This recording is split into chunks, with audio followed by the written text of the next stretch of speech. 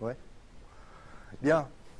Bonjour. Donc, on va parler aujourd'hui de cinématique. Donc, c'est surtout des questions de... Enfin, ça sera en fin de cours, des questions de déformation finie, c'est-à-dire pas de petites déformations. Hein. Enfin, je parlerai quand même des petites déformations, mais auparavant, comme vous allez voir, eh bien, il y a besoin de définir quelques concepts qui ne sont pas toujours bien exposés dans les cours. Bon, milieu continu, ça sera juste un rappel, mais pour rappeler qu'on ne peut pas dire n'importe quoi avec une modélisation continue de la matière. Observateur, ça c'est un rappel assez élémentaire, mais qui paraît quelquefois utile pour être bien clair, donc on définira surtout des notations.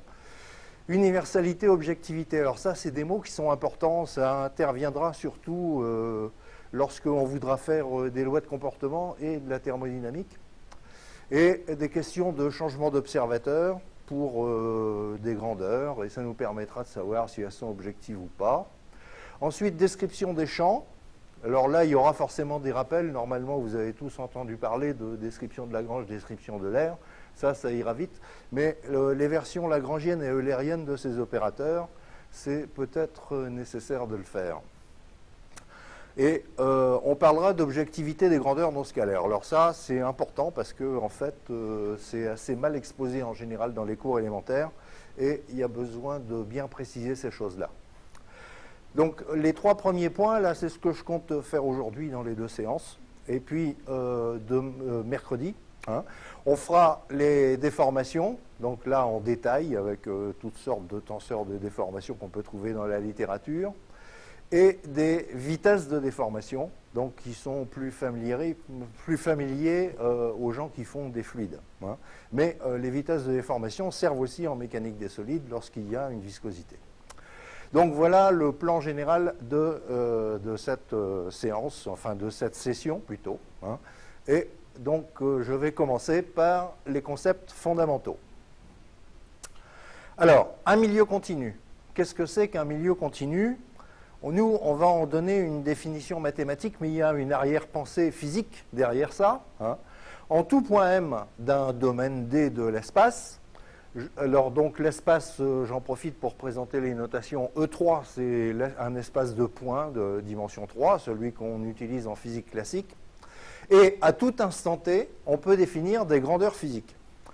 Alors, les grandeurs physiques, tant que je ne dirai pas ce que c'est, j'utiliserai la lettre psi. Pour moi, c'est une grandeur physique générique. Hein. Donc, on a psi de m et de t en tout point et à tout instant. Hein. Voilà. Alors, la grandeur physique peut être un champ scalaire. Bon, les grandeurs physiques qu'on verra passer, c'est par exemple la masse volumique, la température, les pressions. Ça, c'est des grandeurs scalaires qui sont définies en tout point et à tout instant d'un milieu continu. Ça peut être un champ vectoriel. Normalement, vous avez tous fait un peu de mécanique quand même, donc vous savez ce que c'est qu'un champ de vitesse, un champ d'accélération, hein, ou des forces massiques. Hein, ça, c'est aussi des champs qui sont définis en chaque point. Hein. Ou bien un champ tensoriel. Bon, là, j'anticipe un petit peu, c'est-à-dire qu'on va voir que pour représenter la déformation d'une particule, il nous faut un tenseur du second ordre, hein, et aussi un tenseur de contrainte pour représenter les efforts intérieurs à l'intérieur d'un milieu continu. Donc là, les contraintes, on n'en parlera pas dans cette session, on en parlera dans la prochaine, au moment où on écrira les équations générales des milieux continus. Alors, c'est en flagrante contradiction avec la physique microscopique que tout le monde connaît. C'est-à-dire que la matière n'est pas continue, elle est constituée d'atomes avec des distances interatomiques. Hein. Et en fait, donc, en tout point et à tout instant, si vous regardez à l'intérieur même d'un solide, hein, en un point bien précis, géométriquement précis, hein, mathématiquement, et à un instant bien précis, vous avez toutes les chances de tomber sur le vide. Il n'y a rien. Hein.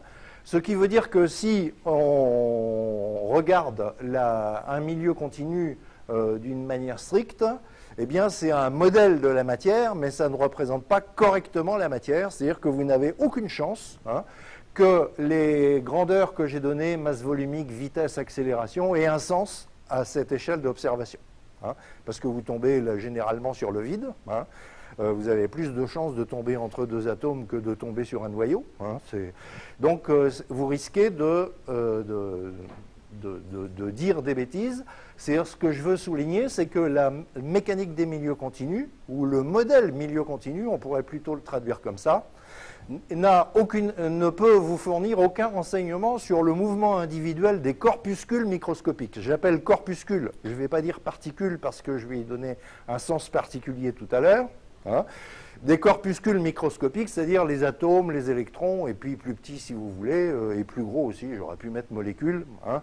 Donc vous ne pourrez pas avoir aucun renseignement là-dessus. C'est-à-dire que quand vous allez calculer avec la mécanique des milieux continus, prévoir une vitesse, une accélération ou bien une température ou une pression, etc., eh bien, en fait, vous ne pourrez vérifier cette prédiction de ce modèle continu de la matière que si la vérification se fait sur de gros points de mesure. Qu'est-ce que ça veut dire gros, ici, entre guillemets? Ça veut dire, en fait, que lorsque vous faites une mesure avec un instrument qui est forcément macroscopique, hein, eh bien, en fait, vous faites une mesure sur un petit volume, sur une petite zone, hein, et là, vous dites, je mesure en ce point, mais non, en fait, vous ne mesurez pas en un point, vous mesurez sur une grosse zone par rapport à ce que c'est qu'un atome ou une molécule. Et donc, en fait, ce que vous mesurez, c'est une moyenne statistique dans l'espace et dans le temps, hein, dans un petit espace et un petit temps, vous voyez, mais petit du genre macroscopique, c'est-à-dire qu'on mesure sur 1 mm3 par exemple, ou des choses comme ça. Hein. Et donc c'est ce que j'appelle des gros points de mesure, c'est 1 mm3, parce que en fait vous ne pouvez pas regarder individuellement les atomes, etc. Ce que vous voyez, c'est les actions. Par exemple, si vous avez un capteur de pression, eh bien vous avez une moyenne statistique des impacts des mouvements des particules, des molécules, hein, sur la zone de mesure. Hein, et c'est donc une moyenne. Donc, ne pensez pas faire dire quoi que ce soit à la mécanique des milieux continus sur le mouvement individuel des atomes, des corpuscules, etc. Alors, les points de mesure gros, ça peut être important, il faut faire attention à ne pas faire dire à la mécanique des milieux continus ce qu'elle ne peut pas dire. Par exemple, si vous voulez étudier l'atterrissage d'une navette spatiale dans les hautes couches de l'atmosphère, dans les hautes couches de l'atmosphère, le libre parcours moyen des molécules, c'est à peu près de l'ordre du mètre. Hein. C'est-à-dire qu'il vous faudrait un instrument de mesure d'au moins 1 km3, hein, pour que vous ayez suffisamment de particules et que le résultat de la mécanique des milieux continus vous permette de donner des prévisions correspondantes aux mesures. Vous voyez ? C'est ça qui est important à voir. Alors, il y a des gens qui, par exemple, en cosmologie, disent que une galaxie, c'est un milieu continu. Ils arrivent à trouver des distributions de vitesse à l'intérieur, mais ça n'est pas des vitesses de planètes ni des vitesses d'étoiles. Hein. Ce sont des vitesses moyennes sur des points de mesure qui font de l'ordre de quelques années-lumière cubes. Hein. Sinon, ça n'a aucun sens. Vous voyez ? Bon, donc attention, hein, ne pas faire dire à la théorie ce qu'elle ne veut pas dire. Hein, c'est qu'on ne peut prévoir, enfin disons que la vision continue de la matière est une idéalisation de la matière, et on ne pourra, puisqu'on ignore la structure corpusculaire de la matière, eh bien on ne saura jamais rien sur les électrons, sur les particules, sur les noyaux, sur les molécules, les atomes, etc. On ne saura jamais rien. Hein, voilà.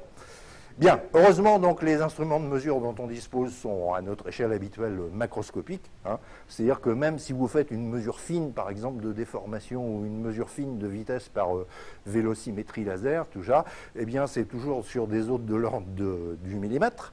Hein. Et si vous regardez, vous pensez au nombre d'Avogadro, 10 puissance 23 molécules par mol, vous voyez que même sur 1 millimètre ou 1 mm3, vous avez encore un très très grand nombre de corpuscules, et ce qui fait que donc c'est statistiquement correct. Voilà. Bon, donc je tenais à faire ces précisions, hein, pour ne pas faire dire ce que vous ne pouvez pas dire avec la MMC. Le concept peut-être le plus important qu'on va utiliser, c'est ce qu'on appelle un champ matériel. Voilà. Alors, on va commencer par dire qu'est-ce que c'est qu'un point géométrique. Donc on travaille dans l'espace. L'espace, c'est quelque chose de virtuel, hein, qui contient des points. C'est-à-dire que les points sont des éléments de l'espace physique. Hein, et vous avez des particules.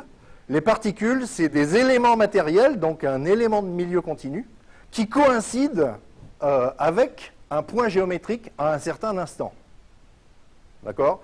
Donc ce que j'appellerais particule, c'est un élément matériel qui coïncide avec un point géométrique au moins à un instant donné. D'accord?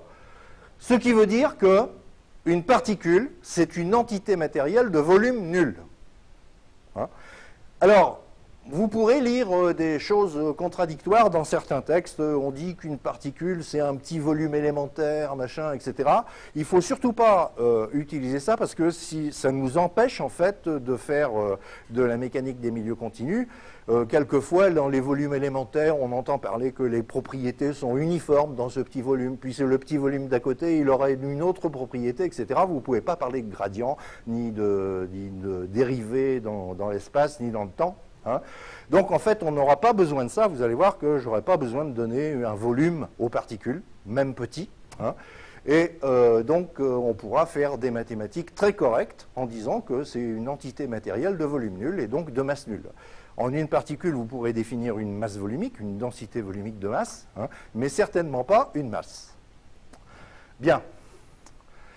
Alors ce qu'on appelle champ matériel, c'est là où je veux en venir. C'est une application, donc d'un point de vue mathématique, on l'appellera comme ça. Hein.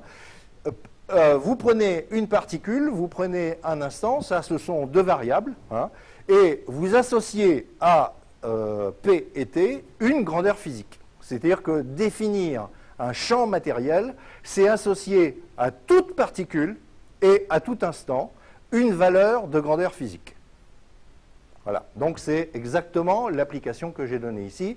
Et je leur écris en dessous pour s'il y a des gens qui préfèrent lire des phrases, mais ça veut dire exactement ce qu'il y a au-dessus, hein, à savoir qu'à toute particule et à tout instant, on associe une grandeur physique psi, qui peut être scalaire, vectorielle ou tensorielle. C'est ça que j'appelle un champ matériel. C'est un champ qui est attaché aux particules, et ces particules sont des éléments d'un milieu continu en mouvement. Et chaque particule occupe une position à un instant t donné, c'est-à-dire un point. Bien. Bon. Un autre truc qui sert énormément en cinématique, c'est la notion d'observateur. Alors, des observateurs, la manière de définir l'observateur, vous allez trouver plein de manières en lisant des bouquins de mécanique, avec des phrases plus ou moins alambiquées pour définir ça. Là, je vais essayer de vous en donner une définition minimale, quoi, juste ce qui est strictement et mathématiquement nécessaire pour parler d'un observateur. Bien. Alors, vous prenez 3 points, A, B, C. Vous les choisissez arbitrairement, mais non alignés. Ensuite, dont les distances, ça c'est très important, sont constantes dans le temps. C'est-à-dire que la distance entre les points A et B, A, B, C, etc., sont invariantes dans le temps, et sur lesquelles on construit, par un procédé quelconque, peu importe, hein, un repère tridimensionnel orthonormé direct. Bon, je n'étais pas obligé de prendre tout ça, mais ça rend les choses plus faciles, c'est tout. Hein. Mais disons un repère. C'est-à-dire qu'à partir de ce point d'un point que vous avez choisi, vous mettez 3 directions orthogonales à partir de ce point, et sur chacun de ces points, vous mettez une longueur unité. Hein. Voilà, c'est ce qu'on appelle un repère, et pas une base. Hein. Donc, alors les synonymes que vous trouverez dans les bouquins. Moi, j'aime bien le mot observateur. C'est un mot qui a été remis à la mode par les Américains qui se revendiquent de la mécanique rationnelle, comme ils disent. C'est comme si la mécanique n'était pas rationnelle pour tout le monde, mais enfin, bon, ça, c'est un peu prétentieux. Et donc, à la fin du XXe siècle, vous voyez Truesdell, Noll, Coleman, et puis sans doute quelques autres.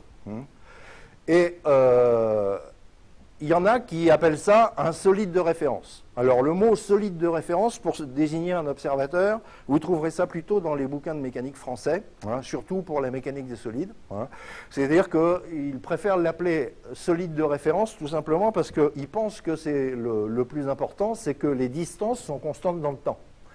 Donc en fait, mon triangle avec des distances qui sont constantes dans le temps, c'est un solide. Et donc on prend ça comme solide de référence.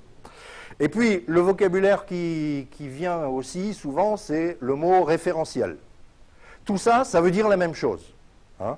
Référentiel, les gens qui disent référentiel, ils pensent surtout aux repères tridimensionnels orthonormés qu'on a construits sur le solide de référence. Vous voyez ? Bon, alors donc, il faut s'habituer aux différents vocabulaires que vous pouvez trouver dans les bouquins, j'y peux rien, c'est comme ça. Mon petit mot préféré, c'est observateur, parce que j'aime bien le petit côté anthropomorphe qui permet de favoriser l'imagination.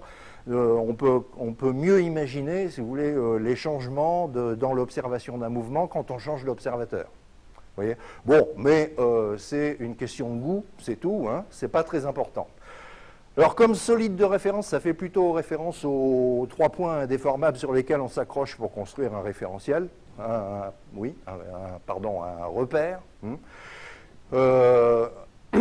Donc, les mécaniciens des solides aiment bien plutôt parler de solide de référence. Mais pour moi, tout ça, c'est pareil. Ou à la limite, j'aurais pu écrire une équation. C'est-à-dire un observateur, c'est un solide de référence plus un référentiel construit sur le solide de référence. Voilà. Hein. Bon, voilà. Donc les symboles que j'utiliserai, je mets R comme référentiel, parce que c'est courant, hein, ou R tilde. Alors R tilde, c'est un autre référentiel, hein, vous en avez 2, R et R tilde. J'aurai besoin de 2 référentiels quelconques, hein, vraiment, en mouvement l'un par rapport à l'autre, etc., peu importe. Hein. Mais pour les distinguer, je mettrai R et R tilde. Vous allez comprendre pourquoi j'utilise cette notation et pas un prime, par exemple. C'est plus facile à lire pour certaines choses. Alors, exemple de construction d'un repère orthonormé sur un solide de référence. Bon, sur mes 3 points ABC, je peux par exemple décider que l'origine de mon repère, ça va être le centre de gravité du triangle ABC. Hein. Je prends un truc bien compliqué là parce que vous êtes tous cultivés, vous savez ce que c'est qu'un centre de gravité. Vous pouvez prendre les 2 bipoints OM1 et OM2 de longueur unité, hein, qui sont tracés sur la direction principale du triangle. Vous savez que tout triangle a des directions principales d'inertie qui sont orthogonales. Hein, et donc, je vais bien commencer à fabriquer un repère orthonormé comme ça. Et puis, OM3, c'est encore un bipoint, donc qui va être dans la 3e direction, c'est-à-dire perpendiculaire au plan du triangle. Hein, et donc tel que le repère OM1, M2, M3 soit un repère orthonormé direct. Voilà, on choisit ça arbitrairement, mais vous voyez qu'il y a une infinité de manières, à partir d'un solide de référence ABC, hein, de construire un référentiel. Hein. Vous pouvez par exemple reprendre A comme origine, AB comme première direction. La 2e direction, ça serait perpendiculaire à AB, mais dans le plan ABC, par exemple. Et puis la 3e direction, c'est celle qui est perpendiculaire au plan ABC. Par exemple. Hein. C'est-à-dire que quand vous avez un solide de référence, pour construire un référentiel, il faut choisir un point de ce solide. Ici, j'ai pris le centre de gravité. Hein. Il faut choisir 3 directions orthogonales, hein, pour pouvoir mesurer les coordonnées d'un point sur les 3 directions. Voilà. Donc en fait, vous pouvez imaginer un observateur comme un instrument de mesure qui vous fournit 3 nombres pour caractériser chaque point de l'espace. D'accord ? Donc ces 3 nombres, en général, on leur donne des noms dans l'ordre, c'est l'abscisse, l'ordonnée, la cote. Hein. Bon, voilà. Donc c'est un instrument, hein, qui me permet d'associer à chaque point un triplet de réel. Bien. Alors, ce que j'appellerais vecteur position d'une particule. Voilà. On prend un observateur, R, et il est donc défini par son origine et les 3 points M1, M2, M3. Et donc, à chaque particule, ou à chaque point qui coïncide avec cette particule à cet instant-là, eh bien, à chaque particule, j'associe 3 nombres que j'ai notés alpha P1, alpha P2, alpha P3. P, pour rappeler que c'est pour cette particule-là et pas pour une autre. Hein. 1, 2, 3, eh bien, ça veut dire abscisse, ordonnée et cote. Hein. Donc, c'est un triplet de réels. À chaque point, j'associe un triplet de réels chaque fois que j'ai un observateur arbitraire. Donc, vous voyez que si je change pour un autre observateur, R tilde, voilà les notations que j'emploierai. Pour la même particule, P, mais pour l'observateur R tilde, eh bien, je mettrai un tilde sur les quantités relatives à l'opérateur R tilde. Ouais, ça, ce sera une notation systématique qui me permettra de savoir si c'est mesuré par un observateur R ou bien par un observateur R tilde. Donc ces trois nombres, alpha tilde P1, alpha tilde P2, alpha tilde P3, sont généralement différents quand on change d'observateur. Je dis généralement, ce n'est pas obligatoire. Hein. Vous pouvez avoir deux observateurs qui donnent les mêmes coordonnées pour une même particule, sans que les deux observateurs soient confondus. Hein. Faites un petit effort, vous prenez l'observateur R et vous prenez la particule qui, à cet instant, se trouve aux coordonnées 1, 1, 1. Hein. Bon, eh bien, vous avez une infinité d'observateurs qui donnent les mêmes coordonnées à cette particule. Vous voyez, hein, qui donnent la même coordonnée à ces particules. Bon, donc généralement, c'est différent, mais pas toujours, ça dépend. Hein. Voilà. Donc deux observateurs R tilde associés à la même particule P, un triplet de réels généralement différents. Autant dire que j'ai rien dit généralement d'un point de vue logique, ça veut dire que des fois c'est oui, des fois c'est non. Hein. Bien. Alors, deuxième chose là, complètement mathématique, j'ai un triplet de réels et je veux fabriquer un vecteur avec. Hein. Donc, je vais faire l'opération suivante. Je construis un espace vectoriel. Cet espace vectoriel n'a rien à voir avec l'espace E. Hein. C'est un espace vectoriel donc, qui contient des vecteurs, comme n'importe quel espace vectoriel, hein, et dans lequel je choisis une base orthonormée que je note E point, hein, qui est une base E point. Vous vous rappelez les notations que j'avais utilisées dans le cours précédent. Point, j'écris un point, c'est quand je n'ai pas envie d'écrire E1, E2, E3. Hein. Et les accolades, je rappelle aussi, ça correspond à des listes ordonnées. Hein. Donc voilà, bon, c'est juste un rappel de notation. Et donc, à tout triplet de réel, je sais associer un vecteur biunivoquement, hein, en faisant l'opération suivante. C'est-à-dire que à Y1, Y2, Y3, un triplet de réel, eh bien, j'associe le vecteur qui a pour composante Y1, Y2, Y3. Donc, vous voyez la différence qu'on fait.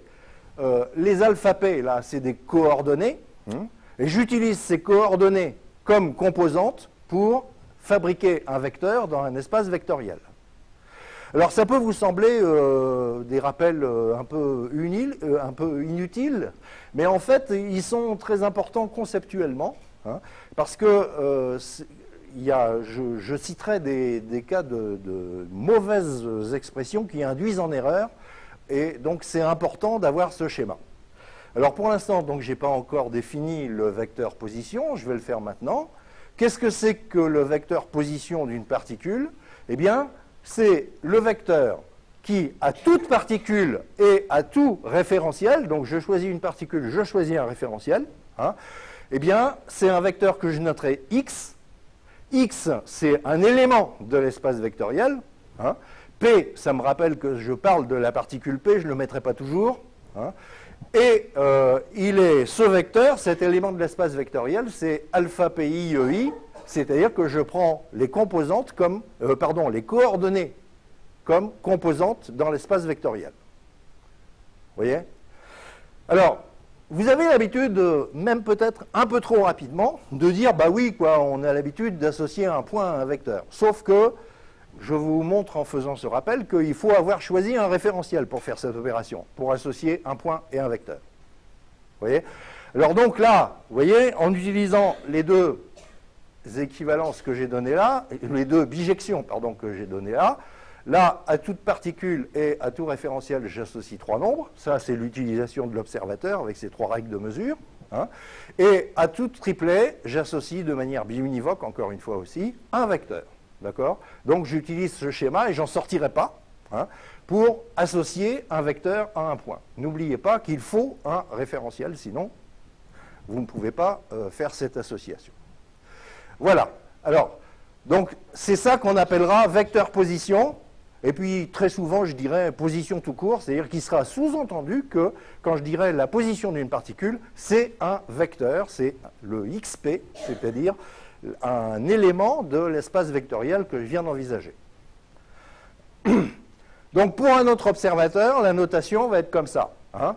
C'est-à-dire que ça sera x tilde, tilde pour dire ça, c'est relatif c'est le vecteur position relatif à l'observateur R tilde. Et il est fabriqué, évidemment, exactement de la même manière. C'est les alpha tilde PI, EI, avec sommation sur I, bien sûr, hein, sommation d'Einstein comme d'habitude. Voilà. Et donc ça aussi, c'est un élément de l'espace vectoriel. Et en général, eh bien, ces deux vecteurs-là, la position pour R et la position pour R tilde, ces deux vecteurs-là sont en général différents. D'accord? Bien. Bon, voilà pour le vecteur position. Maintenant, quand est-ce qu'une particule est en mouvement? Si on dit en mouvement tout court, ça ne veut rien dire. Il faut dire en mouvement par rapport à quel observateur. D'accord? Donc, on dit qu'une particule est en mouvement par rapport à un observateur si son vecteur position est variable avec le temps. Ça vous paraît une évidence, mais on va se tenir à cette définition et on va l'exploiter à fond. Hein? Le vecteur position change avec le temps, ça veut dire que la particule, le vecteur position de la particule change avec le temps, ça veut dire que la particule est en mouvement par rapport à cet observateur. D'accord? Bien. Alors, pour préciser les notations et le vocabulaire que je vais utiliser, d'abord au sujet du temps, ce que j'appellerais un instant actuel, c'est un instant quelconque. C'est-à-dire, c'est le moment où je regarde, mais je regarde n'importe quand. Hein? Ce que j'appellerais un instant de référence, ça servira surtout pour la mécanique des solides, pas du tout pour la mécanique des fluides, c'est un temps choisi, un temps T0 choisi arbitrairement. Alors, les raisons de ce choix arbitraire, quand on fait par exemple de la mécanique des solides déformables, c'est assez évident physiquement, c'est-à-dire c'est quand on considère que le solide n'est pas déformé. Hein? Donc c'est le choix d'un instant où le solide n'est pas déformé, par exemple. Quand on fait de la mécanique des fluides, en général, on ne s'intéresse pas à une forme particulière du fluide, donc en général, on n'utilise pas les instants de référence T0. La position actuelle d'une particule, donc c'est un truc que je vais noter, X indice T pour me rappeler que c'est la position à l'instant T, hein, et le P, toujours pour rappeler la particule. Bien. La position de référence de cette même particule, donc c'est sa position à l'instant T égale T0, hein, et je la note X0, indice 0, P. Hein. Voilà, c'est pour assimiler les notations. Les X, ça veut dire vecteur position. Hein.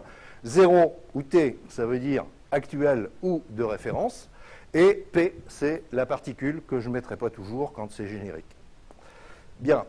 Pour l'observateur R tilde, eh bien, j'utilise la même convention. Je mettrai un tilde sur ces quantités. Donc ça désigne le vecteur position actuel pour l'observateur R tilde, hein, de la particule P. Et tous ces éléments, enfin bon, je donne le dernier aussi, position de référence de la particule P, eh bien c'est X tilde 0P. Tous ces éléments, X avec les différents indices, sont des éléments de l'espace vectoriel qui sont en général tous différents. D'accord? Voilà. Donc c'est pour préciser surtout les notations. Et ce qu'on appelle vitesse d'une particule, c'est la définition habituelle de la vitesse, hein, c'est la dérivée par rapport au temps du vecteur position. Vous avez appris ça depuis longtemps. Hein. Donc en fait, la vitesse de la particule P à l'instant T, c'est d sur dt de x indice t P. D'accord? C'est la dérivée du vecteur position. Hein. Et comme le vecteur position actuel est fonction du temps, eh bien, il y a une dérivée par rapport au temps. Alors je vais abréger les notations. En fait, je les noterai comme ça, les dérivées par rapport au temps. C'est habituel en mécanique. On met un point au-dessus pour désigner dérivée par rapport au temps. En fait, ça prendra un sens un peu plus particulier que tout à l'heure, mais vous allez voir que cette notation point n'est pas usurpée. Hein. En fait, on verra tout à l'heure, pour anticiper un petit peu, que le point, je le réserve à ce qu'on appelle la dérivée particulière. Vous avez sûrement déjà entendu parler de ça. Hein. Et qu'effectivement, la vitesse, c'est bien la dérivée particulière, c'est-à-dire on ne change pas de particule, c'est toujours pour la particule P que je dérive le vecteur position pour la même particule, sans changer de particule. Bien, donc voilà comment je noterai ça. C'est encore un élément de l'espace vectoriel, puisque vous avez xt qui appartient à l'espace vectoriel, et sa dérivée par rapport au temps appartient aussi à l'espace vectoriel V3 que j'ai défini à l'instant. Pour un autre observateur, la notation va être comme ça. X tilde, et au-dessus, un point pour dire que je dérive X tilde par rapport au temps. D'accord? Voilà. Bon, c'est juste pour présenter mes notations, parce que je vais en user et abuser dans la suite. Hein. Donc, que ce soit bien assimilé pour la compréhension. J'utiliserai X pour les positions, et j'utiliserai le plus souvent la lettre V pour les vecteurs vitesse. Bien. Donc, en général, la vitesse pour un observateur R est différente de la vitesse V tilde pour l'observateur R tilde. C'est-à-dire que quand vous changez d'observateur, vous n'avez pas les mêmes vitesses, en général. Hein, sauf cas particulier où vous avez des observateurs qui sont fixes l'un par rapport à l'autre, ou bien en mouvement particulier l'un par rapport à l'autre, ou bien cette égalité peut être vraie à un instant, puis fausse à un autre, etc. Hein, donc je mets en général. Bon. Autre concept fondamental qui me paraît très important, c'est l'universalité. Ce n'est pas souvent employé parce que, en fait, ce mot universalité, si vous lisiez Truesdell, Noll et compagnie, vous verrez que ce mot universalité n'est pas utilisé et qu'il est confondu avec le mot suivant, objectivité. Vous voyez, je les ai mis dans la même section pour bien faire la différence entre les deux. Alors, qu'est-ce que c'est que l'universalité d'une relation? La définition est assez simple. Une relation est dite universelle si elle est la même pour tous les observateurs. Quand vous changez d'observateur, la relation ne change pas. D'accord? Je vais vous donner quelques exemples. Par exemple, une définition, c'est une relation entre un symbole et sa signification, avec un signe égal entre les deux. Et bien cette relation-là est universelle. On ne voit pas l'intérêt d'une définition qui serait valable pour un observateur et pas valable pour un autre. D'accord? Bien. Par exemple, j'ai défini la vitesse comme étant la dérivée par rapport au temps du vecteur position. D'accord?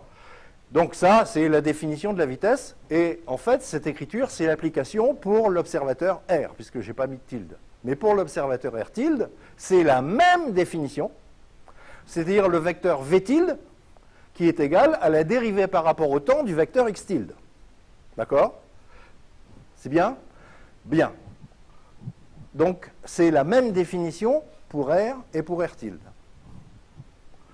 Une loi de comportement est normalement, sinon elle est mal faite, ou elle est même insensée, hein, doit être une relation universelle. On n'imagine pas que la loi de comportement change de nature quand on change d'observateur. Vous voyez? Alors, je vais donner un exemple de loi de comportement. Vous avez tous fait au moins un peu d'élasticité isotrope. Voilà. J'ai donné une loi de comportement élastique isotrope. Sigma, c'est le tenseur des contraintes. On ne l'a pas encore vu, j'anticipe un peu, mais vous savez ce que c'est. Hein. X, c'est un tenseur de déformation. Je l'appelle X parce qu'il y en a plein. Donc, voilà. Hein. Et pour le deuxième observateur, pour l'observateur R tilde, eh bien, ça va s'écrire sigma tilde égale F de X tilde avec le même F, c'est-à-dire avec la même relation.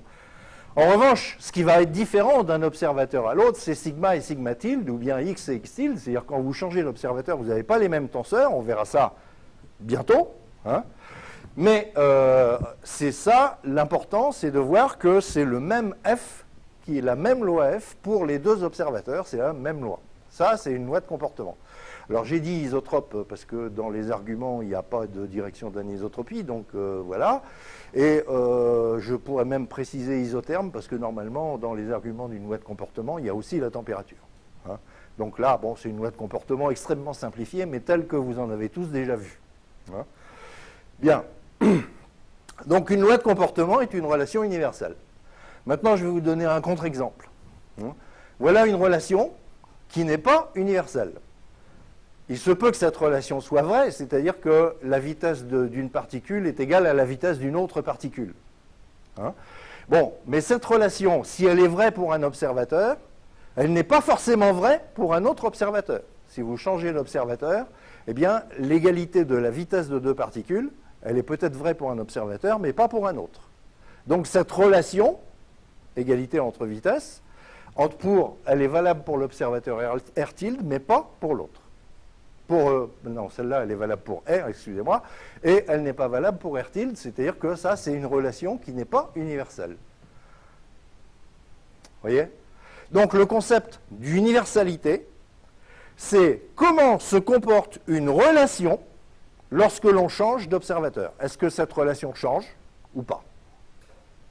D'accord? Bien. Deuxième concept. Deuxième concept qui est souvent confondu donc dans les textes de Truesdell, Noll et Coleman et compagnie, ils font une confusion avec ces deux concepts. Donc maintenant, je parle d'objectivité. Mais vous lirez souvent, si vous lisez ces textes d'origine, vous direz cette loi de comportement doit être objective. Ça n'a aucun sens. Une loi de comportement, c'est une relation. Ça ne peut pas être objectif. Vous allez voir que l'objectivité, c'est une propriété de grandeur physique. Ce n'est pas une propriété de relation, c'est une propriété de grandeur physique. Je vais le définir. Voilà. Alors, je définis d'abord l'objectivité d'une grandeur physique scalaire, c'est-à-dire que c'est juste un nombre. Hein, et donc, on dit que psi est une grandeur scalaire objective si et seulement si, à tout instant, la grandeur physique scalaire est la même pour tout observateur. Alors, c'est dur à lire cette phrase. Hein. Peut-être qu'à la place de « à tout instant », j'aurais dû écrire « la grandeur physique scalaire actuelle est la même pour tous les observateurs ». C'est-à-dire qu'à un instant t donné, vous mesurez la grandeur physique psi avec sa définition pour l'observateur R, vous mesurez la même grandeur physique avec sa définition, la même définition universelle pour l'observateur R tilde, hein, et si ces deux valeurs sont les mêmes, alors cette grandeur est objective. D'accord? Je vais vous donner des exemples pour illustrer tout ça. Bien, donc en fait, l'écriture mathématique de ce que je viens d'affirmer, c'est là, c'est quel que soit t, quel que soit r, quel que soit r tilde, eh bien, psi tilde de t est égal à psi de t. Psi tilde, c'est la grandeur physique mesurée avec sa définition universelle par l'observateur r tilde, et psi, c'est la même grandeur physique mesurée avec la même définition, mais par l'observateur r. Bien. Exemple. Prenons un solide. Alors ici, ça c'est un solide indéformable. Hein, pour ne pas vous perturber, on ne va pas faire de déformation tout de suite. Hein. Voilà. Je dis que la masse est une grandeur physique scalaire objective. C'est-à-dire que la masse de ce solide, vous changez d'observateur, eh bien c'est la même. Vous voyez ? Ça, en fait, c'est un principe plus qu'une constatation. C'est-à-dire que, en fait, c'est un principe de la physique classique. Hein, que la masse d'un objet, vue par un observateur ou vue par un autre, c'est la même masse, c'est le même nombre. Hein. Donc là, vous faites psi égale m, et bien vous trouvez que m égale m tilde. D'accord? Donc m de s du même solide et à l'instant t est égal à m tilde du même solide au même instant t, hein, quel que soit t. D'accord? Ça, c'est une grandeur objective. Cette égalité est caractéristique de... Donc, la grandeur masse, c'est une grandeur physique, est une grandeur objective. D'accord? Bien. Son énergie cinétique, du même solide, n'est pas objective. Pourquoi? Eh bien, voilà, à gauche de l'égalité, vous avez la définition de l'énergie cinétique d'un solide. Vous savez, hein, c'est le 1/2 de la masse du solide multiplié par le carré de la vitesse du centre de gravité. C'est un truc que vous connaissez depuis longtemps. Hein. Bon, eh bien, lorsque je change d'observateur, j'ai bien m égale m tilde si j'utilise l'égalité que j'ai au-dessus, mais je n'ai pas v égale v tilde. C'est-à-dire qu'en fait, pour un observateur r tilde, la vitesse du centre de gravité n'est pas le même vecteur. Vous savez bien que la vitesse d'un point, ça change d'un observateur à l'autre. Donc l'énergie cinétique est une grandeur non objective. Si vous changez d'observateur, vous calculez l'énergie cinétique avec sa définition universelle, hein, vous trouvez un certain nombre, vous changez d'observateur, vous prenez la même définition universelle de l'énergie cinétique et vous trouvez une autre énergie cinétique. Donc l'énergie cinétique, puisque ce n'est pas la même, à cause du fait que la vitesse de G pour l'observateur R n'est pas la même chose que la vitesse de G pour l'observateur R tilde, eh bien, vous allez obtenir des énergies cinétiques différentes.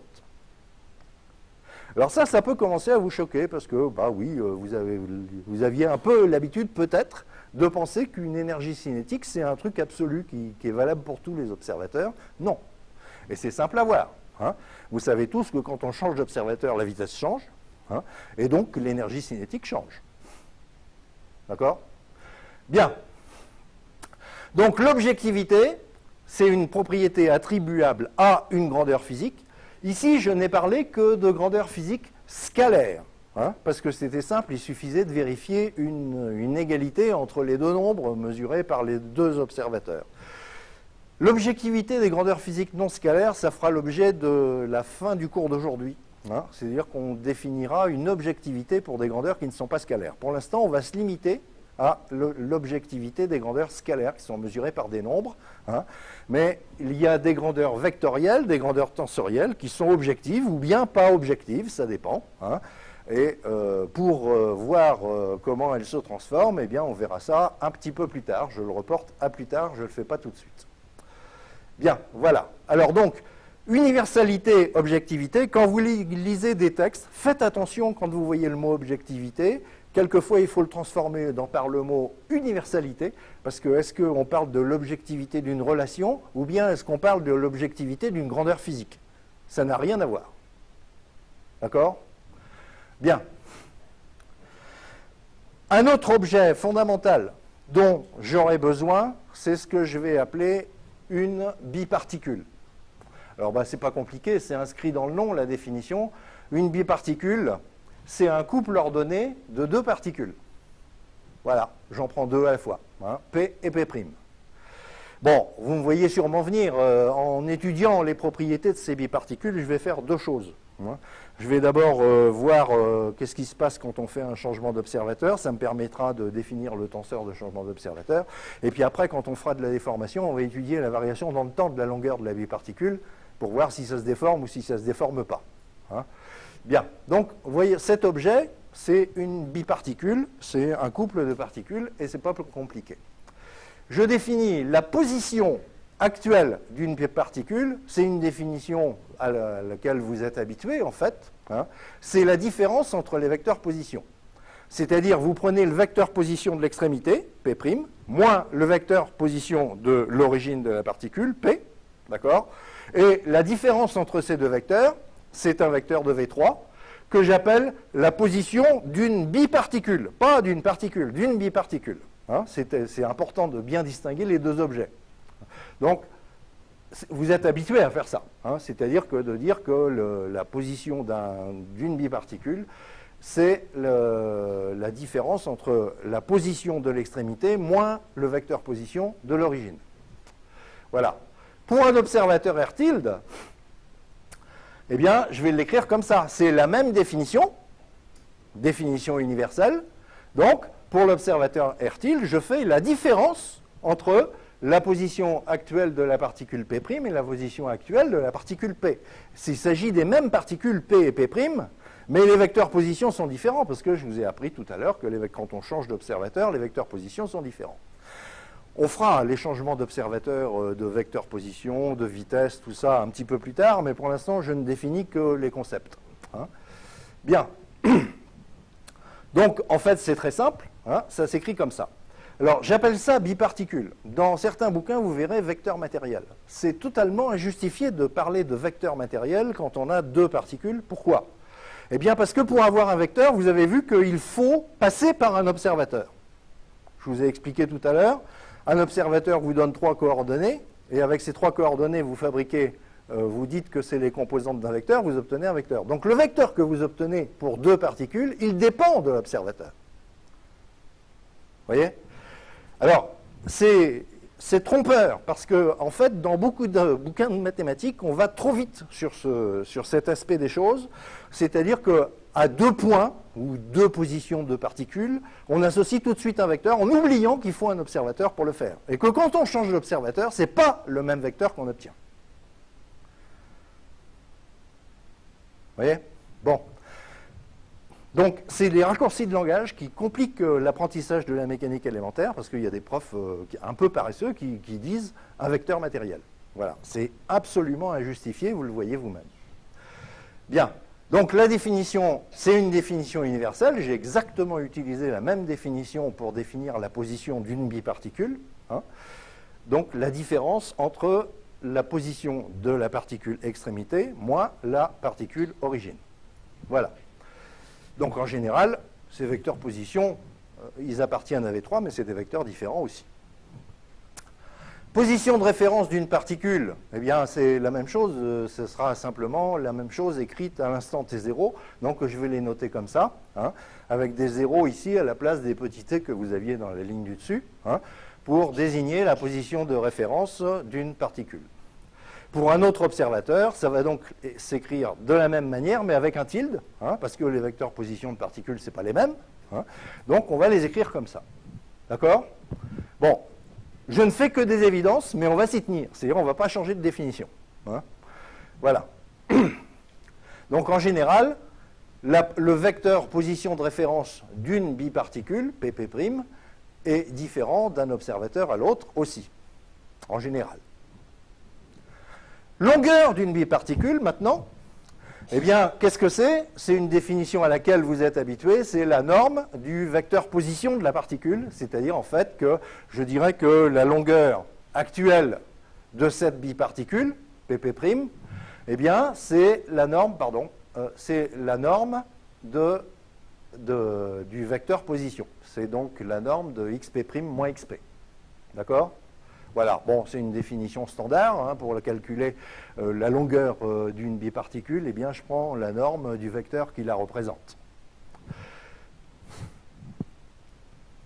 Ensuite, pour un autre observateur, eh bien, cette longueur, je vais la noter L tilde, ça va s'arranger dans un instant, parce que justement, on a un principe de la physique qui me dit que L et L tilde sont les mêmes, comme les masses tout à l'heure. Hein.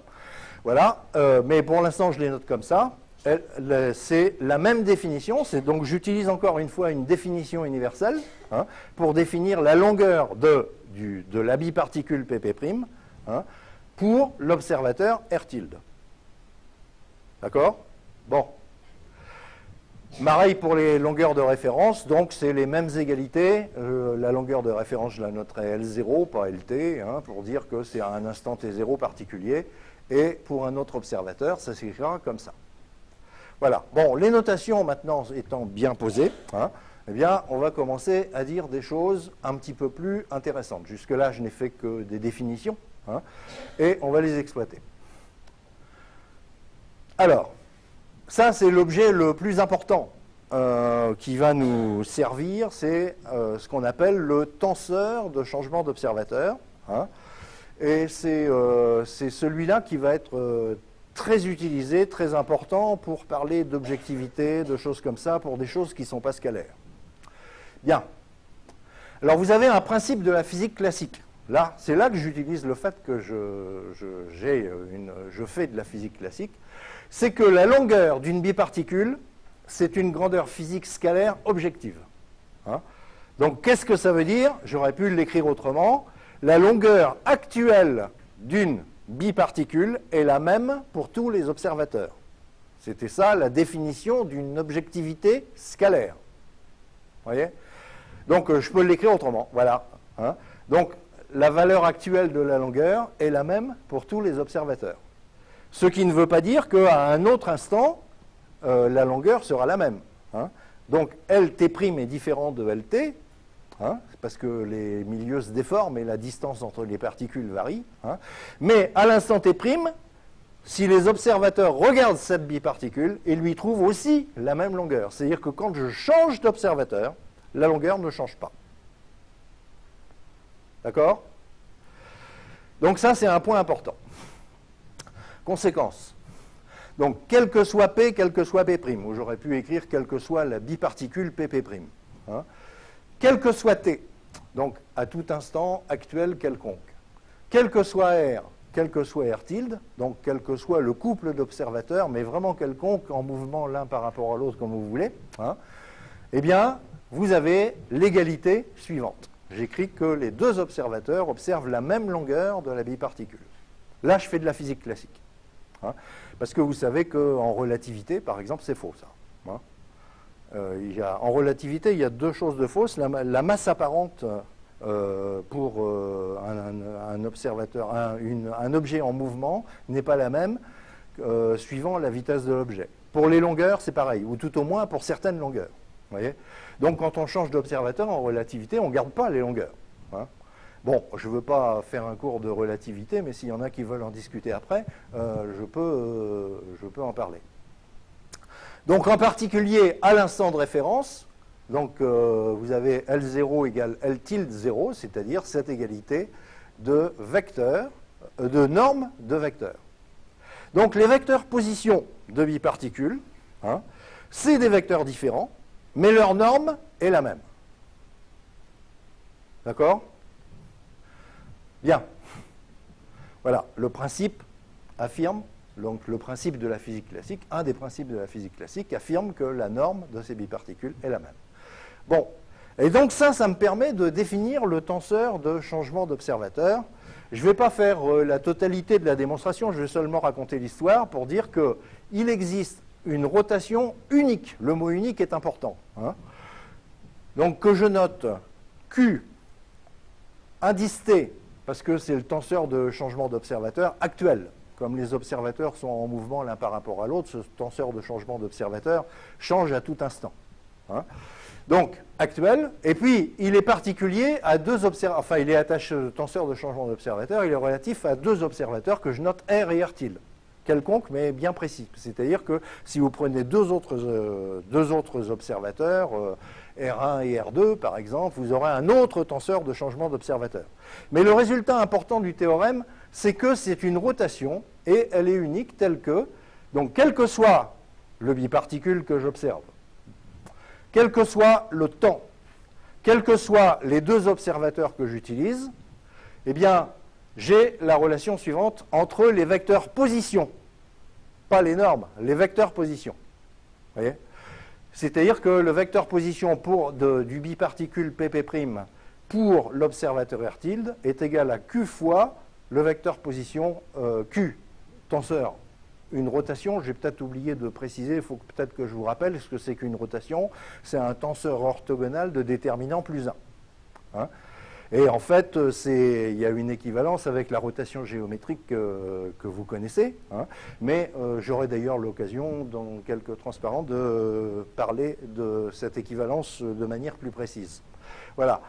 Donc, en fait, on peut passer du vecteur position d'une biparticule pour un observateur R, au vecteur position du même biparticule, de la même biparticule, pour l'observateur R tilde, par une rotation. Alors, déjà, vous savez bien qu'une rotation, ça ne change pas la norme. Donc, vous voyez bien que cette transformation, cette écriture, m'écrit bien que les longueurs vues par les deux observateurs sont les mêmes, puisque quand on fait une rotation d'un vecteur, donc xp' moins xp, hein, eh bien, j'obtiens un vecteur qui a la même norme. Ça, c'est une propriété des tenseurs orthogonaux qu'on a vu quand on a fait des tenseurs. Hein. Et pour démontrer ça, en fait, l'idée, c'est la suivante. Il faut se rappeler un peu de géométrie élémentaire. Vous prenez 4 particules. Avec tout ça, vous pouvez définir plein de biparticules. Hein. Donc, en fait, vous pouvez les imaginer comme les arêtes d'un tétraèdre. Vous voyez ? Bon, alors, vous en prenez 4 seulement. Alors donc, pourquoi j'en prends 4? C'est tout simplement que c'est pour passer d'un tétraèdre qui a une certaine position à un tétraèdre qui a une autre position dans le vecteur V, eh bien je sais que la rotation est unique. Il n'y a qu'une seule rotation unique hein, qui me permet de passer de la position de 4 particules à 4 particules en conservant les distances. D'accord ? Après, le reste du théorème, c'est assez facile. Il n'y a qu'à s'appuyer sur ces 4 particules-là pour envisager d'autres biparticules avant que vous en mettez encore une autre. Hein, et vous verrez que c'est pour passer donc de cette autre biparticule avec l'une de celles que j'ai déjà définies, c'est la même rotation qui sert. Hein. C'est-à-dire que pour n'importe quelle biparticule, c'est ce que j'ai écrit là, quel que soit pp', hein, c'est la même rotation qui sert. C'est-à-dire que là, dans les indices de Qt, il n'y a pas de pp'. Vous voyez, cette rotation qui passe de la position d'une biparticule à une autre, hein, eh bien, c'est la même pour toutes les biparticules à un instant t donné et pour 2 observateurs R et R tilde donnés. D'accord? Voilà. Donc, c'est ça le tenseur de changement d'observateur. Alors, la notation est un peu lourde et je me permettrai oui, alors bon, à l'instant de référence, ben, vous avez cette relation-là, c'est-à-dire à l'instant de référence, c'est dire je fais t égale t0, hein, et donc je l'écrirai comme ça. C'est quand même intéressant de noter que ça, c'est le tenseur de changement d'observateur entre R et R tilde à l'instant t, ça, c'en est un autre. Hein.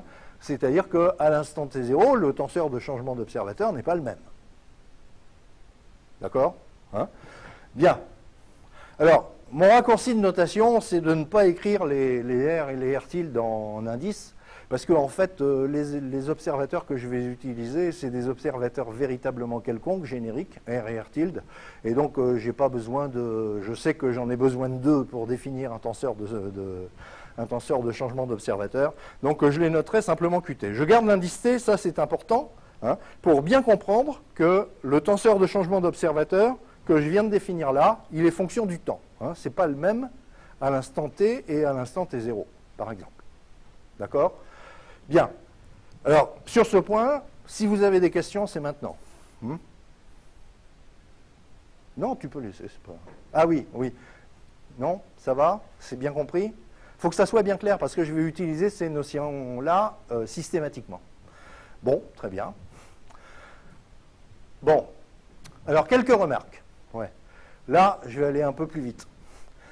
C'est des conséquences de l'objectivité des longueurs. Bon, ça ne demande pratiquement pas de démonstration. Votre intuition doit suffire. Hein. Les angles, les aires et les volumes définis par les positions actuelles de biparticules sont des grandeurs objectives. Pourquoi? Parce que pour définir une aire, par exemple, hein, eh bien, vous prenez deux biparticules hein, et vous faites leur produit vectoriel. Hein, et donc, comme ces biparticules ont le même angle pour tous les observateurs, c'est-à-dire que ces deux biparticules, ils forment... Non, j'ai été trop vite, on va parler des angles d'abord. Hein. Les angles, bon, eh bien, si vous dessinez un angle avec trois particules, donc deux biparticules avec la même origine, hein, eh bien cet angle est le même pour tous les observateurs. Voilà. Alors bon, ça c'est juste, on peut par exemple utiliser des fonctions trigonométriques ou n'importe quoi, hein, pour montrer qu'effectivement ces angles sont les mêmes pour tous les observateurs pour trois biparticules données. Hein. Pour les aires et les volumes, c'est le même principe. C'est-à-dire qu'en fait, si vous définissez un parallélépipède avec quatre biparticules, ou un tétraède, comme vous voulez, hein, eh bien le volume calculé par un observateur et que le volume calculé par l'autre est le même. Vous voyez, etc. Donc ça, c'est des grandeurs objectives comme conséquence de l'objectivité des longueurs.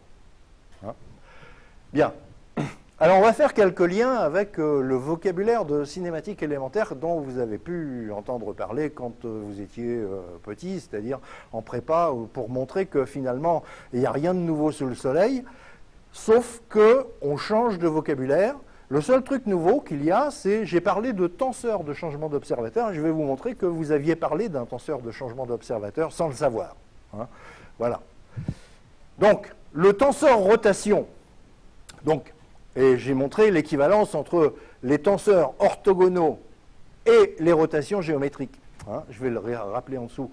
Eh bien, en mécanique, on ne dit pas tenseur rotation, on dit vecteur rotation. Mais en fait, un vecteur rotation, qu'est-ce que c'est? Vous définissez une direction, et puis un angle, et puis vous donnez cet angle. Normalement, vous tournez d'un angle autour de cette direction, et cet angle, on le met en multiple du vecteur unitaire. C'est une chose assez bizarre. Hein. Et je vais montrer l'équivalence. Alors souvent, dans les cours de méca, vous trouverez que c'est noté grand oméga de R tilde par rapport à R, c'est-à-dire la rotation d'un observateur par rapport à un autre. Pas la vitesse de rotation, la rotation. Hein. Voilà. Alors, je rappelle l'équivalence, là, pour que ce soit bien clair. Hein. J'avais démontré dans le cours d'analyse tensorielle que tout tenseur orthogonal pouvait s'écrire sous cette forme. Hein. Et les termes qu'il y a dans ce truc, vous avez θ, donc vous le voyez en rouge, là, là et là, hein. C'est l'angle de la rotation, l'angle au sens habituel que vous connaissez. Hein. Le W, et donc si on vous donne un tenseur par ses composantes, vous pouvez calculer son angle par son cosinus. Hein, c'est 1/2 de trace de Qt, hein, donc trace du tenseur orthogonal moins 1. Voilà, bon, ça c'est des trucs que j'avais montrés dans le cours d'algèbre tensorielle. W, là, le W que vous avez dans la formule au-dessus, c'est l'axe de la rotation. Hein. Et on trouve cet axe, je vous le rappelle, ça aussi je l'avais démontré en faisant l'opération suivante, c'est h de point qt sur sinus θ. Il faut avoir calculé θ avant. Hein. Voilà. Donc, et le vecteur rotation qu'on définit en cinématique élémentaire, dans les cours élémentaires, on l'appelle comme ça, c'est θw. Voyez. Mais ce n'est pas très opérationnel parce que je vous donne un θw. Calculez-moi le tourné d'un vecteur en connaissant θw. Il n'y a pas d'opération simple. Et si vous vous rappelez bien, qu'est-ce qu'on vous avait fait pour calculer le tourné d'un vecteur connaissant le vecteur rotation θw? On vous a fait construire ce qu'on appelait une matrice rotation, hein, dans un certain repère particulier qui contenait le vecteur axe rotation w. Hein, et on vous a fait multiplier cette matrice par le vecteur à tourner pour obtenir le vecteur tourné. Voyez. Et en fait, nous, pour écrire la rotation d'un vecteur, on écrit tout simplement qt.v. Voilà, j'obtiens le tourné de v par qt. D'accord.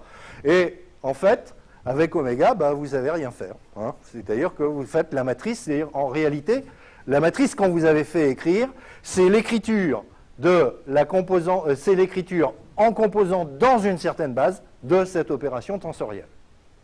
En fait, ça compliquait sérieusement l'enseignement de la mécanique. Hein, parce que, bon, on disait le vecteur rotation, ouais, mais d'accord, mais comment je fais tourner un vecteur avec un vecteur de rotation?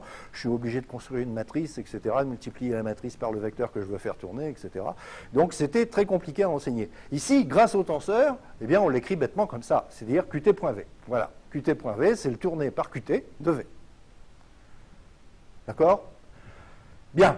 Donc, cette équivalence, c'était utile à rappeler. Donc, il n'y a rien de nouveau sous le soleil, sauf qu'il faut qu'on change de vocabulaire.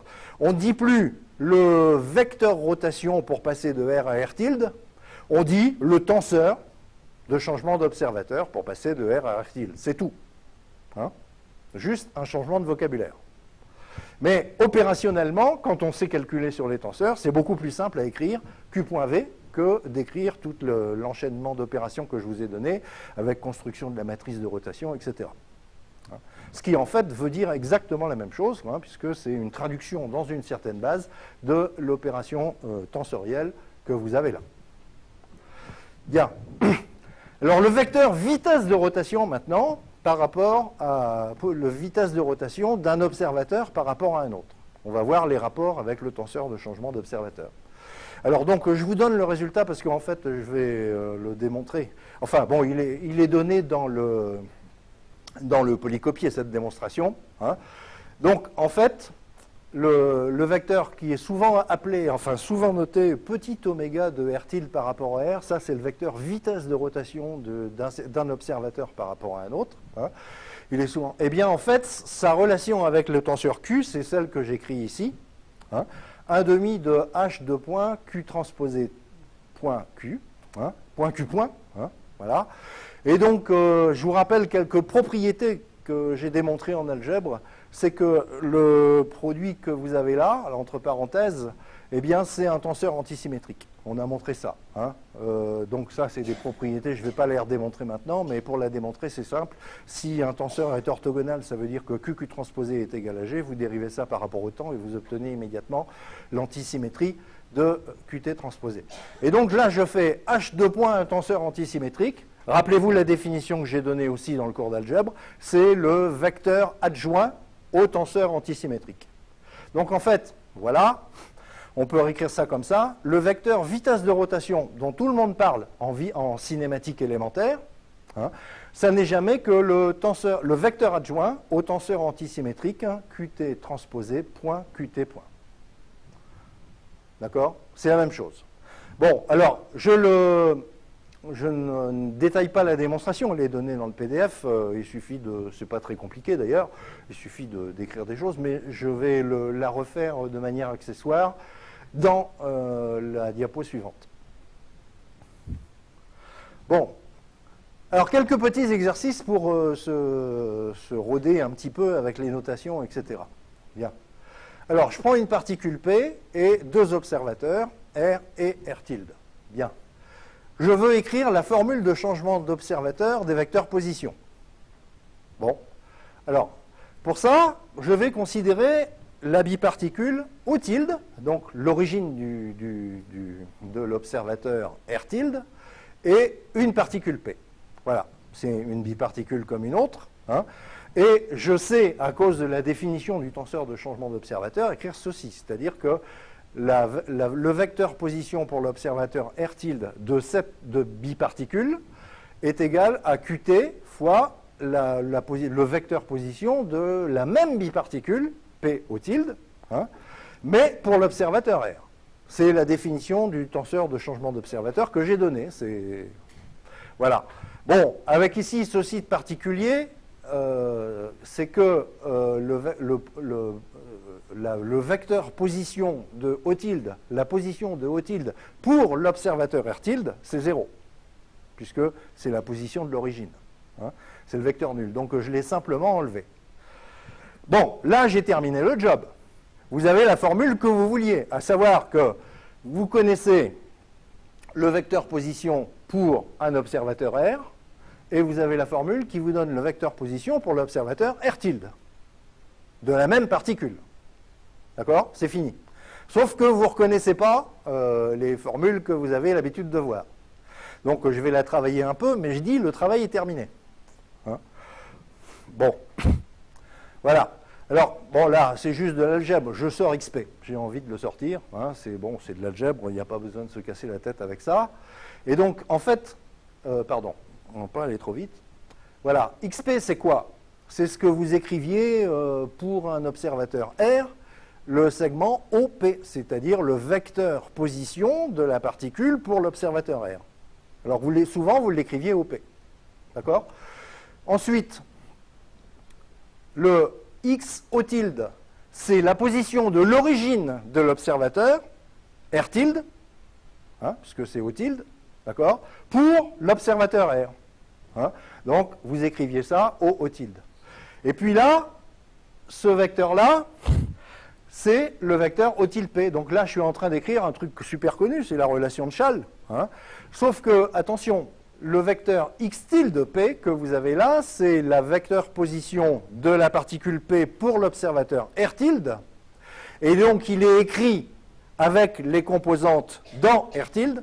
Et il faut utiliser donc le Qt, qui est le changement d'observateur de R tilde à R, pour donner les composantes du vecteur O tilde P pour l'observateur R.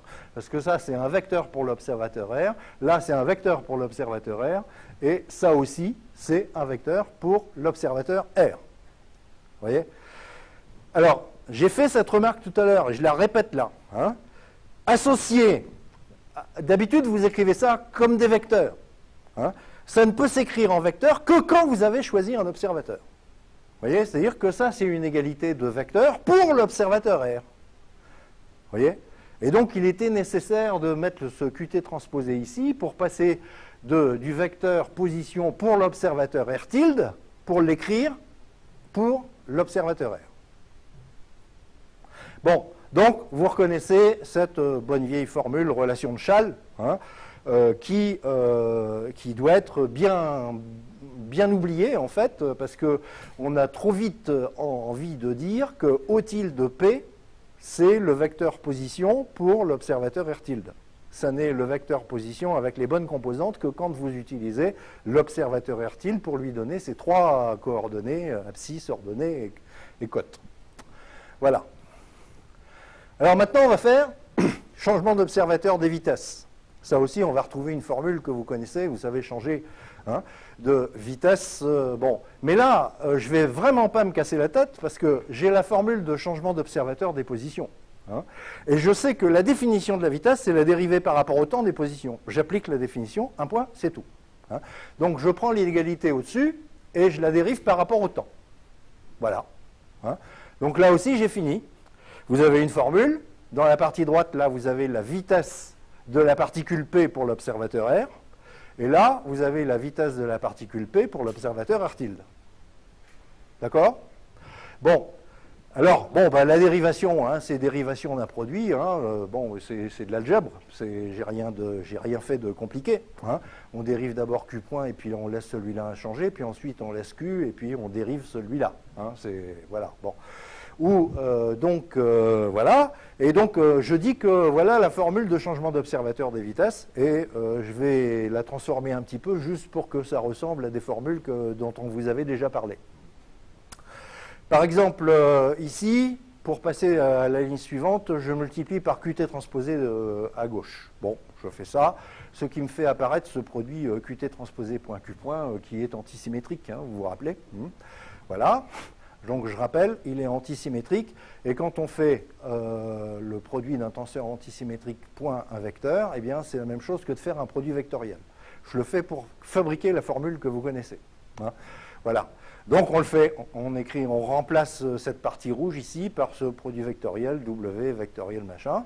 Et puis en fait, pour obtenir la formule que vous avez envie de voir, je sors le x.p de l'autre côté. Donc comme ça c'est la vitesse pour l'observateur R. Là, vous avez la vitesse pour l'observateur R tilde. Hein, et en fait, voilà, c'est la vitesse du point P pour l'observateur R, que dans les formules élémentaires, on appelle vitesse absolue en général, mais il n'y a aucune raison de dire qu'un référentiel est absolu ou pas absolu. Il n'y a aucune raison de les choisir, mais souvent ce vocabulaire étant utilisé. Là, vous avez la vitesse de l'origine au tilde, hein, plus le produit vectoriel oméga de R tilde par rapport à R vectoriel OP. Hein, donc vous vous rappelez, hein, c'est la formule de composition des vitesses. Ces deux termes-là, les deux premiers, là, ça s'appelle la vitesse d'entraînement. Hein. Et puis là, vous avez la vitesse relative. Hein. Mais pareil avec le Qt transposé ici, parce que celui-là, il est exprimé avec des composantes pour R tilde, et il faut écrire des égalités de vecteurs dans R. D'accord? Voilà. Alors donc, ça, dans les formules de cours élémentaires, c'est appelé la vitesse relative. Vitesse relative plus vitesse d'entraînement est égale à la vitesse absolue. C'est comme ça qu'on traduit ça dans les cours élémentaires. Vous voyez, donc il n'y a rien de changé. Sauf que vraiment, j'ai dû beaucoup travailler, alors que la formule de changement d'observateur, je l'avais écrite là, automatiquement, sur la première ligne. Hein, c'est-à-dire que, bon, voilà, j'ai la vitesse pour R tilde en fonction de la vitesse pour R, et puis des termes qui viennent là et qui sont complémentaires, hein, parce que c'est pas si simple, la composition des vitesses, lorsque vous avez des observateurs en mouvement l'un par rapport à l'autre. Je vous fais grâce d'écrire la formule de changement d'observateur des accélérations, hein, mais vous pourrez le faire tout seul, parce que vous prenez le changement d'observateur des vitesses, vous dérivez encore une fois, et vous avez le changement d'observateur des accélérations. C'est tout. Hein. Après, si vous voulez retrouver, il faut bricoler un peu pour voir apparaître, toujours pareil, le oméga, là, donc faire apparaître ce produit vectoriel, ici, pour voir l'accélération de Coriolis, l'accélération d'entraînement, et puis, etc. Quoi. Hein. Bon, voilà, mais c'est donc... vous voyez qu'au fond, même si les équations n'ont pas la même tête, on ne change rien, on dit exactement la même chose. L'idée essentielle, c'est que le tenseur de changement d'observateur, c'est rien d'autre que la rotation qui permet de passer d'un observateur à un autre, et c'est tout. Hein, rien d'autre. Voilà. Bon, alors donc, je viens de retrouver ici que W, le vecteur W, là, qui était le tenseur adjoint de Q transposé, c'est le truc que j'ai interprété comme oméga de R tilde par rapport à R.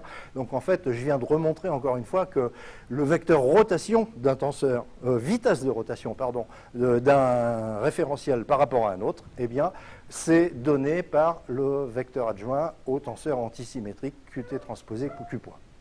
Donc je me simplifie la vie en utilisant les tenseurs, parce que je vais écrire des formules systématiquement. Hein. Je n'ai pas besoin d'utiliser ce vocabulaire quelque peu désuet de vitesse absolue, vitesse relative, etc.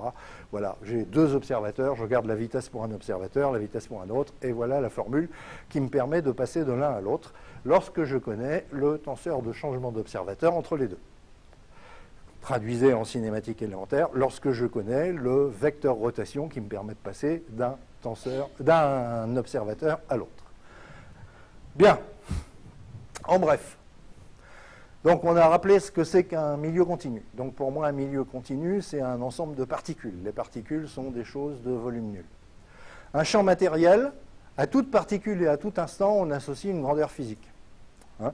Avec les limites que j'ai données, donc il faut lisser la nature atomique de la matière. Un observateur, c'est un moyen pour associer un vecteur position à une certaine particule. Voilà. Vous changez d'observateur, vous avez un autre vecteur position. Hein? Voilà. L'universalité, c'est une propriété de relation. Hein? Les relations sont les mêmes quand on change d'observateur. L'objectivité, c'est une propriété de grandeur physique. Alors pour les grandeurs physiques scalaires seulement, pour l'instant, hein, eh bien, la grandeur physique est inchangée quand je change d'observateur. Vous voyez ? Donc les deux choses sont souvent confondues parce qu'il s'agit bien de changement d'observateur. Hein, on regarde ce qui se passe pour les relations, on regarde ce qui se passe pour les grandeurs, mais ce n'est pas la même chose. Hein. Voilà. Une biparticule, donc ça c'est un objet qui m'a servi déjà à définir le tenseur de changement d'observateur, puis ça me servira aussi à regarder comment, quand ça varie dans le temps, comment ça se déforme. Hein. Le tenseur de changement d'observateur, c'est une rotation au sens tensoriel du terme, c'est-à-dire un tenseur orthogonal qui dépend du temps, hein, qui sert à changer d'observateur les positions des biparticules. Ça, c'est ce qui m'a permis de définir le tenseur de changement d'observateur, en fait. Hein. On regardait les biparticules qui avaient les mêmes longueurs, etc. Il faut une rotation pour passer des deux vecteurs position de biparticules. Et pour changer d'observateur les positions des particules, c'est le calcul que je viens de faire. Hein. J'ai donné la formule de changement d'observateur de la position d'une particule pour un observateur R tilde en fonction de la position pour un observateur R. Pour changer d'observateur, les vitesses, les accélérations, bon, je vous l'ai fait pour les vitesses et les accélérations, je vous le laisse. Et en fait, vous verrez qu'il est utilisé pour changer d'observateur toutes les grandeurs physiques, pas seulement scalaires. On verra ça un petit peu en fin d'après-midi. Voilà. Bon, il me reste quoi, 10 minutes? Oui, bon, c'est mieux que je commence un petit peu les généralités sur la description des champs, les modes de description des champs, parce que ça, c'est plutôt des rappels, donc que vous connaissez a priori déjà. Alors, prenons un observateur, et les vecteurs x0 et xt sont les positions de référence actuelles d'une particule P. Alors, pour alléger les notations, je n'ai pas mis le P en haut sur les vecteurs position parce que c'est une particule générique, c'est n'importe laquelle. Hein. Voilà, bon. Rappel, un champ matériel, c'est ça. Hein. À toute particule et à tout instant, vous associez une grandeur physique. Température, pression, tout ce que vous voulez. Hein. Vitesse, etc. Alors, décrire la description de Lagrange d'un champ, eh bien, c'est pas commode de travailler sur des particules, parce que les particules, c'est un ensemble sur lequel on est très peu opérationnel. On ne sait pas additionner, faire des différences de particules, etc. On ne sait rien faire là-dessus, ni les multiplier par un scalaire. En revanche, comme à chaque particule et pour un observateur donné, je peux trouver un vecteur position, hein, eh bien, c'est mieux de repérer des particules avec des vecteurs position. Et j'ai le choix pour identifier une particule. Donc, dans la méthode de Lagrange, on identifie les particules par leur position de référence. Ça veut dire que c'est la position qu'elles occupaient à l'instant t0. D'accord? Donc ça, c'est la description de Lagrange des champs. Vous avez une grandeur physique qui est répartie dans l'espace. Si vous vous donnez la description de Lagrange de ce champ, ça veut dire que vous identifiez les particules dont vous voulez parler, la particule P dont vous voulez parler, par sa position à un instant de référence. Voilà. Alors ça va s'écrire comme ça, c'est-à-dire que le psi de P et de T, la valeur du champ pour cette particule et à tout instant, ça va être écrit par psi indice L, L comme Lagrange bien sûr, hein, de x0 et de T. X0 c'est la position de la particule à l'instant T0. D'accord? Donc la manière d'identifier les particules dans la description de Lagrange, c'est de dire je parle de la particule qui à l'instant T0 était là. D'accord? Bien, la description de l'air, c'est presque la même chose, sauf qu'on désigne les particules par leur position actuelle et non plus par leur position de référence. Voilà, c'est la seule différence qu'il y a entre les deux. C'est-à-dire que pour donner la description de l'air du même champ, hein, eh bien, je l'écrirai la fonction psi-e de xt et de t. Les fonctions psi-l et psi-e pour une particule donnée sont égales, hein, mais ce n'est pas les mêmes fonctions. Elles ont la même valeur, psi de p et de t, toutes les deux. Hein. Sauf que ce n'est pas les mêmes fonctions parce que leur domaine de définition est différent. Il y en a un qui est défini sur les positions de référence, et puis l'autre application, c'est défini sur les positions actuelles. Donc c'est deux fonctions complètement différentes. On verra les rapports qu'il peut y avoir entre les deux, mais les définitions, il faut bien les comprendre. Hein. C'est la manière d'identifier les particules, hein, dans les deux méthodes. Méthode de Lagrange, j'identifie les particules, c'est-à-dire je leur donne un nom en disant c'est la particule qui se trouvait en x0 à l'instant t0, d'accord? Et la description de l'air, c'est la particule qui a la position actuelle xt. D'accord? Bien. Alors pour un autre observateur, ben, je vais utiliser toujours la même notation avec les tildes. Hein. J'applique la définition universelle de la grandeur physique, et donc pour l'observateur R tilde, je vais obtenir un psi tilde. Hein. Il n'y a aucune raison que ce soit le même. Par exemple pour les vitesses, pensez aux vitesses. Hein. Voilà. Donc ça sera noté psi tilde de P et de T pour la particule P. Je peux en donner une description de Lagrange. Hein, mais ça sera fonction de x tilde 0, parce que les positions de référence ne sont pas les mêmes d'un observateur à l'autre, puisque, bon, voilà. Et j'en donnerai aussi une description de l'air qui sera un psi tilde E, hein, donc E comme l'air, bien sûr, en fonction des positions actuelles pour l'observateur R tilde, hein, de cette particule. Voilà. Bon, donc voilà, vous avez les deux méthodes classiques, hein, pour décrire un champ dans la mécanique des milieux continus. Je ne vous cache pas que les solidiens ont des préférences malsaines d'ailleurs pour la description de Lagrange. Malsaines un petit peu, vous allez voir, parce que c'est vraiment beaucoup plus compliqué quand on utilise les descriptions de Lagrange dans les calculs de mécanique. Mais elle est intuitive, c'est-à-dire que quand on étudie le mouvement d'un solide qui se déforme, c'est facile d'identifier les particules par leur position. Vous faites une croix sur le solide non déformé, puis vous regardez comment bouge la croix. Vous voyez? Donc c'est assez intuitif de dire je vais identifier les particules par leur position de référence.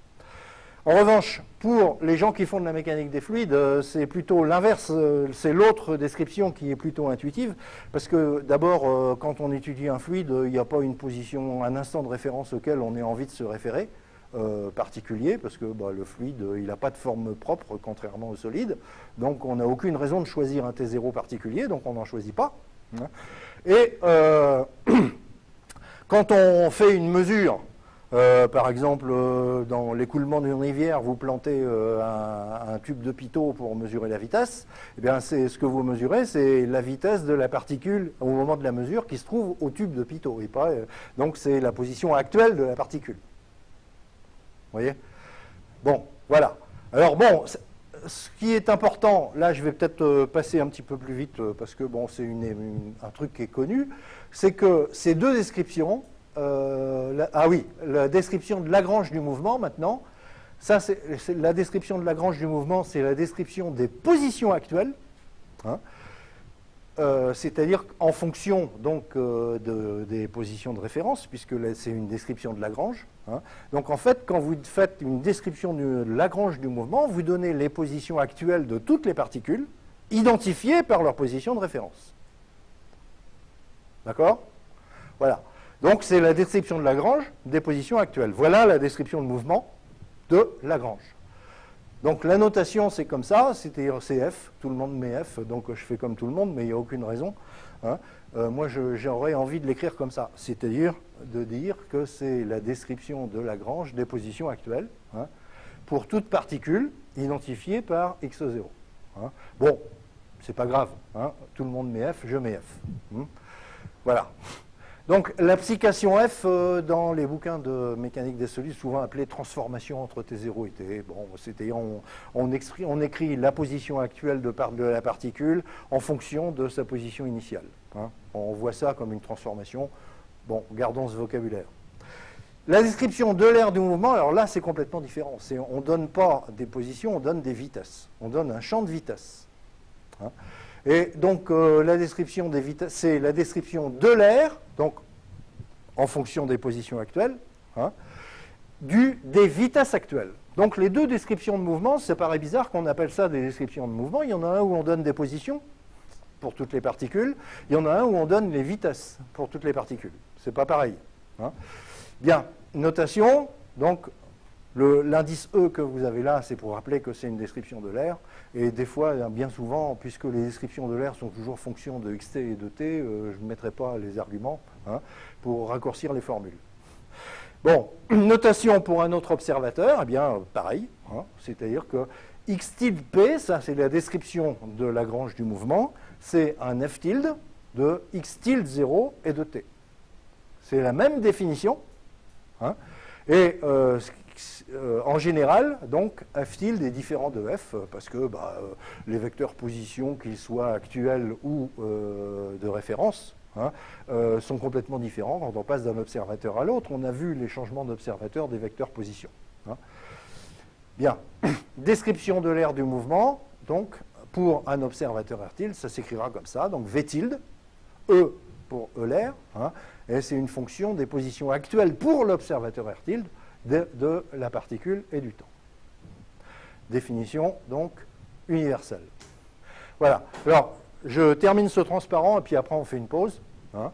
Équivalence entre les deux descriptions, je vais aller assez vite parce que, bon, vous le savez que ces deux descriptions sont équivalentes, c'est-à-dire qu'on peut passer de l'une à l'autre et inversement. Bon, je le démontre rapidement.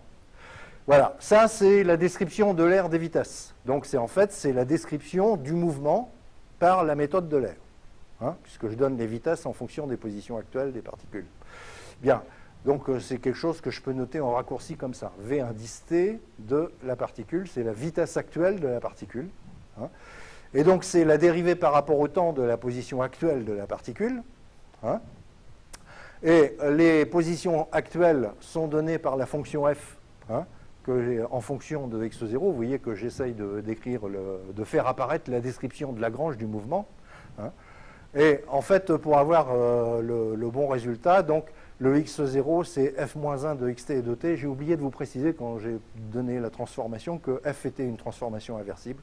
Je me rends compte maintenant pour me donner le droit d'écrire un f-1. Hein. Et donc, bon, j'ai déjà fini. C'est-à-dire que si vous lisez cette formule, quoi, les termes de gauche et le terme de droite, vous voyez que si je connais la fonction f, et donc la fonction f-1, hein, eh bien, je fais cette opération, f-1 de xt et de t. Je prends le f de f-1 de xt et de t. Hein, et je dérive par rapport au temps, et hop, j'ai la description de l'aire, du mouvement. D'accord? Voilà. Donc, en fait, à part connaissant la fonction f, description de Lagrange du mouvement, hein, je sais trouver la description de l'aire du mouvement par simple dérivation par rapport au temps d'une certaine expression. Je vais faire l'opération inverse.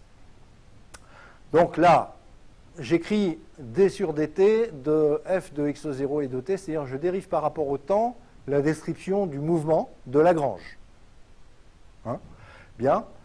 Donc, par définition, eh bien, ça va être égal à v de xt et de t, c'est à cause de l'égalité que j'ai écrite au-dessus. Pardon, voilà. Donc voilà, vous avez au-dessus, au-dessus vous avez en rouge une égalité, je reproduis cette égalité, c'est la même. Hein?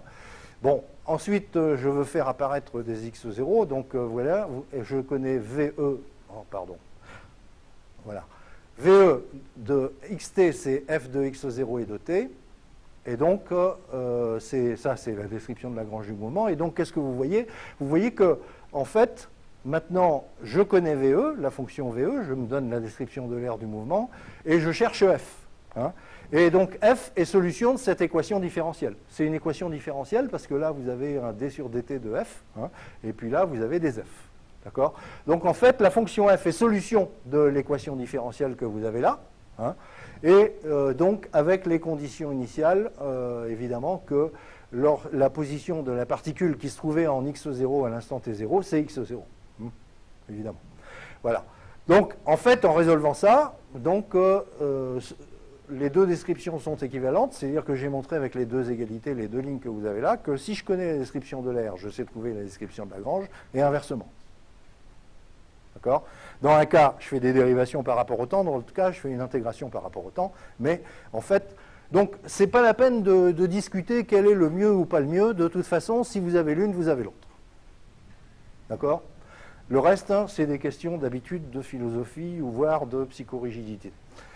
Bon, alors équivalence des descriptions de champ matériel, c'est pareil, quoi. Là, j'ai fait l'équivalence des descriptions de mouvement, mais pour les descriptions de champ matériel, psi L de x0 et de t, ça c'est la description de Lagrange du champ. Hein, j'ai identifié les particules par x0.